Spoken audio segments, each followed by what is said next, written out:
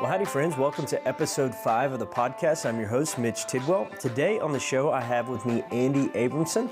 He is the founder and director of Elementum, which is a ministry that helps churches reach college students and young adults. We had Andy at Texas Roundup in May. He led a breakout and did some collaborative stuff for us and just did a really excellent job at really helping churches determine what is our vision and what is our strategy. Now, we think about vision and strategy, sometimes it seems like something big churches do, or it seems too technical and just doesn't seem like ministry related. But the truth is any ministry, no matter how small, no matter how big, needs to have a vision, because what vision is it tells us this is where we are going. And the next thing is strategy, because strategy does, it actually puts feet on it and helps us get to the vision that we believe that God is burning in our hearts. And so I sat down with Andy and I talked about what does it look like to develop vision and implement strategy in your local church to reach college students with the gospel. And he's got some super practical stuff to share with us that I really do believe that you will think is super helpful. So enjoy the show. You're listening to the Roundup Podcast, a podcast on reaching the college campus, developing leaders, and sending out kingdom multipliers. This podcast is created by the Southern Baptists of Texas Convention and provided through cooperative program giving.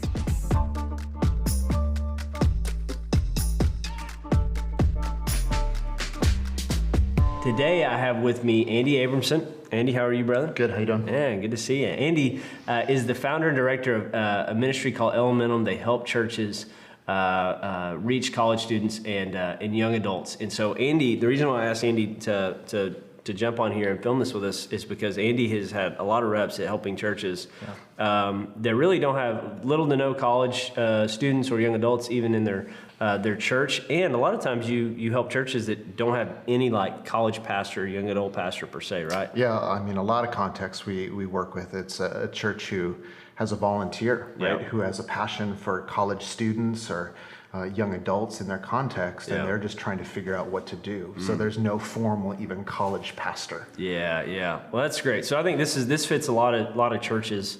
That scenario fits a lot of our churches, even here in Texas. And so here's what I want to here's how I want to frame this. Is a lot of times we think about beginning or developing a ministry, we always think about what do we do. So what Bible study should we read or go through? What day of the week? Like, we're always thinking what events on the calendar. We're thinking about that. But I think we need to pull back just a little bit and just really think of the why. Like, why are we doing this? What's the vision that we're going towards? So let's just say you've got a church calls you up and says, hey, we got a couple volunteers passionate about college students.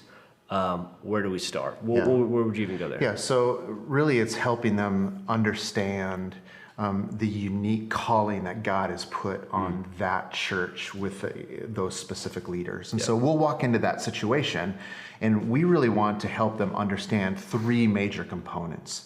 One is, what is the passion that God has put in their heart, right? What is that vision? What is the thing that's burning inside of them as they look at a college campus or college students that are in their local church of saying, how do we engage with this age group? How do we reach this generation? And so you want to begin to really kind of uncover what that passion is and help them mine out some of those key motivators behind that. Then what we want to do is help them understand who is the unique people that God has brought together. As they look at their church, the volunteers or the other college students in their church even, what is the unique gift mix and the unique personalities that God has brought together in that scenario? And then the last thing is helping them understand their unique place.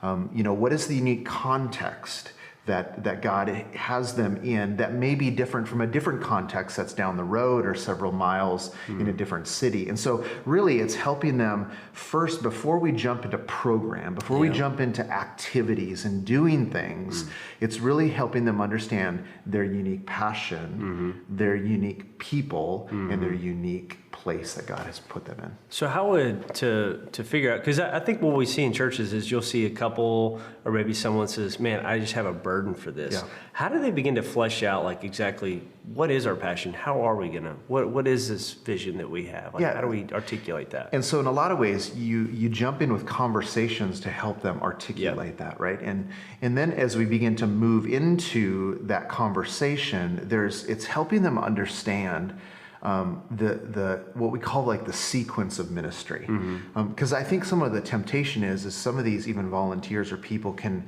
jump and see another college ministry down the road and then try to like want to replicate that college ministry. Oh, this is what this church is doing, or this is maybe what we've experienced in the past. But it's helping them understand, okay, what is the natural, some of the first steps that you guys need to take? And you talked about one of those is understanding like the vision, you know, and helping them articulate that vision. But then it's beginning to think about really disciple making. You know, what does it look like for them to engage in discipling college students within their context? And sometimes that will lead to a program, and it could lead to a study or something, you know, in that nature. But it also could lead to, and I've had conversations with smaller churches who they may never have a formal program, but for them, it's a matter of how do they love every college student that comes into their church, inviting them over for a meal, washing their laundry, watching the Super Bowl together, engaging in those relationships that ultimately, in a lot of ways, I think we need to reframe ministry, right? Because ministry for us sometimes is about a program. It's about an activity. It's about a time, a night of the week, right? And that becomes ministry. But I think in a lot of these contexts, we need to reframe ministry of saying, maybe it's not a program, but maybe it's just relationships with people and engaging with those college students as they come into your local church, or even being, and I love this conversation. I remember I was talking to a pastor in small Texas, and he said, well, you know, like, what would it look like for us? And I said, what if there was a group of people in your church that committed to do two things? One is they would love every college student that would come into their church, invite them over for a meal, care for them. But then what if they began to strategically put themselves in places where college students are? And he said, well, I don't think there's that many. And I said, well, the Starbucks I just went to had 3 college students, and this waitress here is a college student. So what if we even began to think about strategically what were the places in which college students were located in the city, and then they begin to frequently engage with those areas, jump into relationships, and just said, oh, God, would you open up a door for a conversation that we can begin to pour our life and build into this relationship with this college student? Man, that is so good. When you think about, like, you know, when we talk in these terms of vision, strategy, and stuff, that can seem so like, I don't know, ministry. That sounds like more like military sometimes, like business. But like just going back, because here's what happened. If you don't do that, what you end up doing is you build your ministry around programs. You build it around events, and what you're saying is like, we got to go back to the why. Like, this is about people, not programs. And so we don't want to say, hey, here's a program now, college students, you just somehow fit your way into this. What we're saying is we want to uniquely know who we are. We want to uniquely know who the students we want to reach are, and we're going to form ministry around that. And you know, one of the things that we've experienced as we've worked with churches all over the country is that each context is so different. Like, churches in Texas are different than churches in Las Vegas. And Las Vegas is different than the Pacific Northwest, which is different than the Midwest. You know, so you look at that and say, and I really believe that we as the church need to continue to wrestle with this of saying, yes, that we have this great commandment, great commission calling as a local church, as the people of God.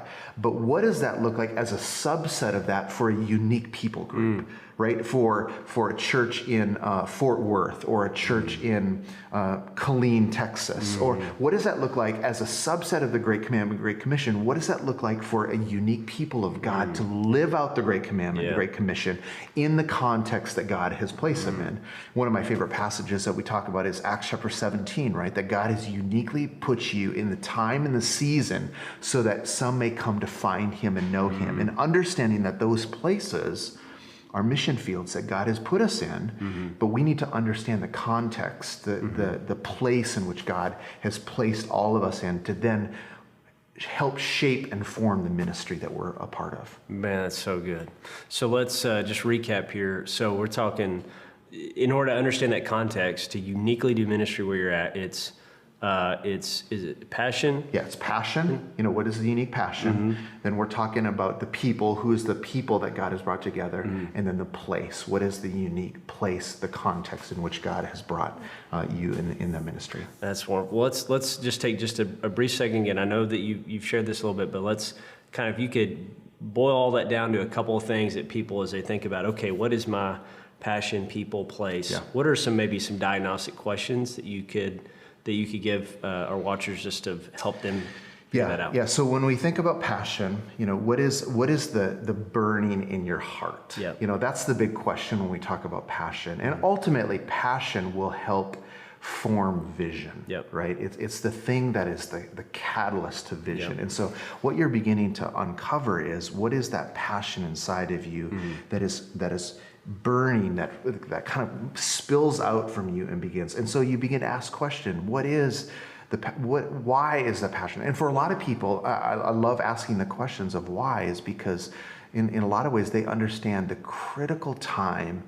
in which a college student is operating, right? You think about, like, at no other point in any decade in our life are we making the most critical life-changing, trajectory-setting decisions, right? For a lot of people, that's the reason for passion. They understand the good decisions they made as a 21, 22, 23-year-old. They understand some of the poor decisions they made in that age as well.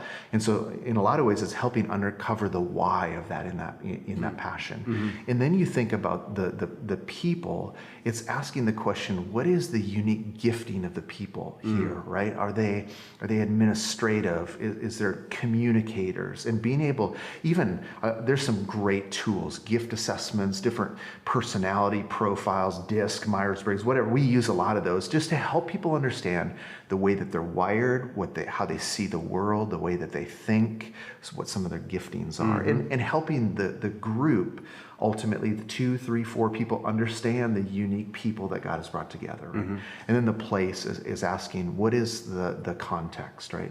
Do you have a university? Do you have multiple universities? Do you only have a junior college? Do you have no colleges? Those are important questions to ask. You think about some of the cultural hurdles that you experience being in a city or rural. You know, you begin to look at some of those questions of, okay, what helps shape our place? You know, what are some of those things in being in a city with multiple universities, or being in a small rural community with a community college?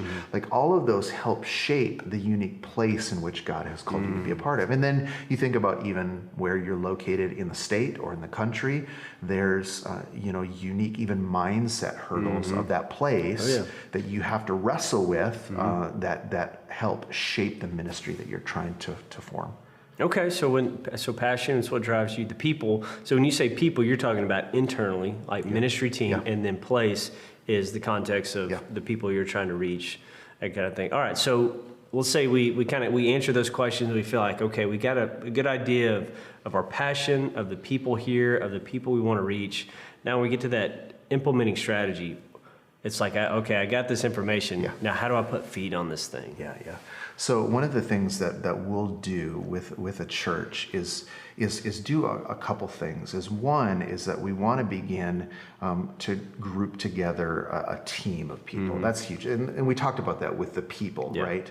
But then from there, you begin to help them understand, how do you start something simple for college students? And that could be, and I don't want to bash programs, right? Yeah. Sometimes those are good things. A Bible study, a Sunday school class, a missional community, something like that is a good thing. And so that may be what it leads to. But part of it is then helping them understand the broad array of options of what ministry could look like for them. And so then we begin to help them start something simple. Discipling college students, having meals over on Sunday afternoon. And so giving them we always talk about that it's easier to steer a moving car than a parked car. You know what I mean? Like, it's just when you're beginning to go, then you can kind of help shake and kind of move things a little bit. But when the car is standing still, it's really hard to move. And so we just want to get them going a little bit, get them moving, interacting with college students.